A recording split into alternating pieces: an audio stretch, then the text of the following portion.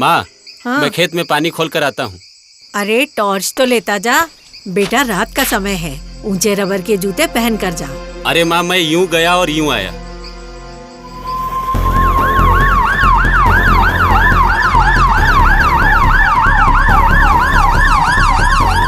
चलो चलो चलो, पहुंच आंखें खुली रखो। हरिया गया तो था खेत में, पर पहुंच गया अस्पताल। क्या हुआ उसके साथ, आइए देखते हैं।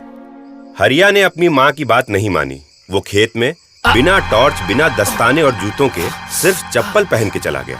रात के अंधेरे में सांप पर पैर पड़ गया होगा और सांप ने अपने बचाव में उसे काट लिया। शुक्र है कि राकेश और उसका एक दोस्त, जो हरिया के ही गांव में रहते हैं, वहीं से अपनी बाइक से जा रहे थे। अरे कोई बचाओ! अरे कोई बचाओ! सांप ने काट लिया है मुझे। अरे हरिया, क्या हुआ?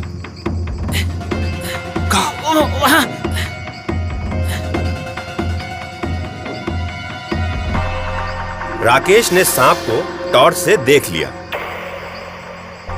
राकेश ने देखा कि सांप अभी भी वहीं है और अपने जाने का रास्ता खोज रहा है। तभी राकेश हरिया को वहां से दूर ले गया ताकि सांप हरिया को दोबारा न काट सके। आराम से चलो चलो, जल्दी जल्दी संभालिए, आराम से पैर संभाल। अरे ये हरिया को क्या हुआ? अरे क्या हो गया है? ये चप्पल निकाल दो। निकाल के यहाँ कोई कपड़े से सांप की काटी हुई जगह को बांध दो। आप लोग पीछे आप लोग, इसका बेल्ट भी निकालना पड़ेगा।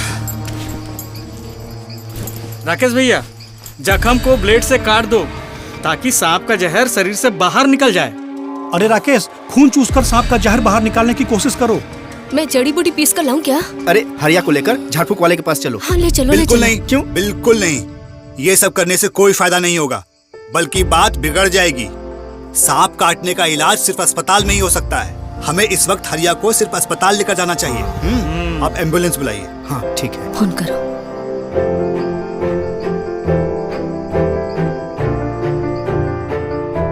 ध्यान दें, सांप के काटने पर जख्म की जगह पर कुछ न करें। शरीर को कम से कम हिलाएं। ऐसा करने से जहर कम फैलता है। जो एक लकड़ी का फट्टा लेके आओ। बस एक लकड़ी के फट्टे से उस अंग को सहारा दें, जिससे कि वो अंग हिल न सके। ऐसा करने से जहर कम फैलता है।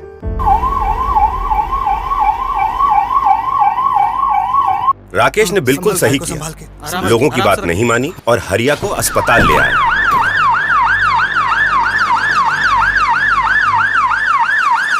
मरीज को तुरंत अस्पताल ले जाना ही सही कदम है।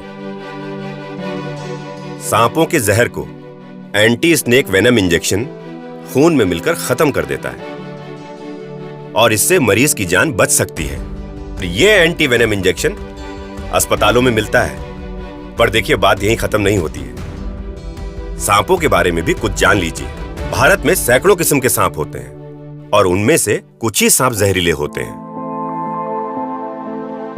जैसे कोबरा, क्रेट,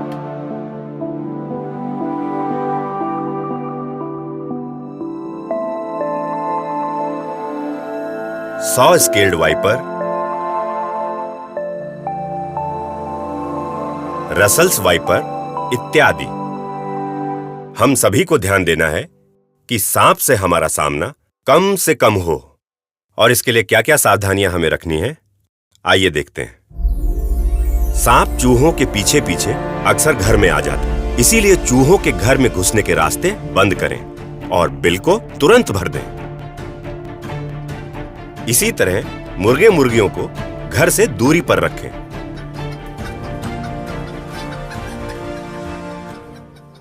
घर के आसपास लकड़ी या पत्थर के ढेर न बनाएं।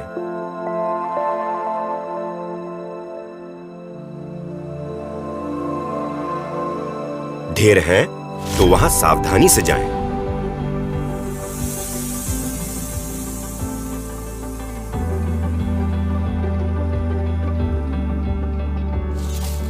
झाड़ियों या घास के ढेर में हाथ न डालें।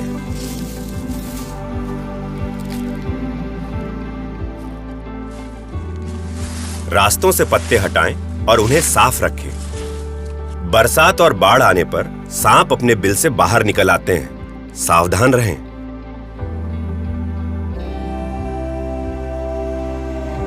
जमीन पे अगर सोना है तो मच्छरदानी को अच्छे से लगाकर और उसके किनारों को दबाकर सोएं।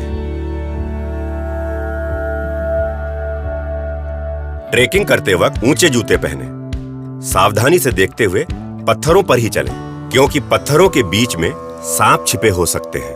दिन हो या रात अपने खेत में दस्ताने और ऊंचे जूते यानी बूट्स पहनकर ही जाएं।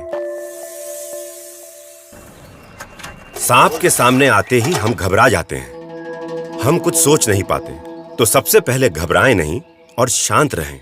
कभी भी सांप को छूने की कोशिश न करें। सांप को जाने का रास्ता दें। अगर सांप काट ले तो उसे मारे नहीं, जाने दें। उसे नुकसान पहुंचाने की कोशिश न करें और मरीज को जल्द से जल्द अस्पताल पहुंचाएं।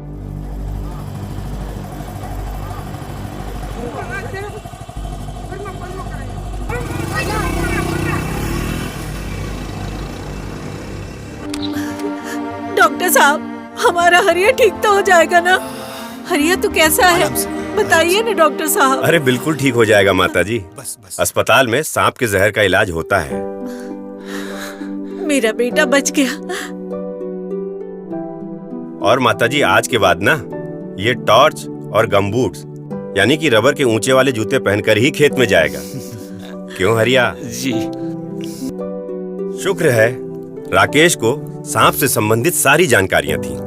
उसी की सूझबूझ की वजह से आज हरिया हमारे बीच बैठकर मुस्कुरा रहा है। तो आज की कहानी के नायक हैं राकेश।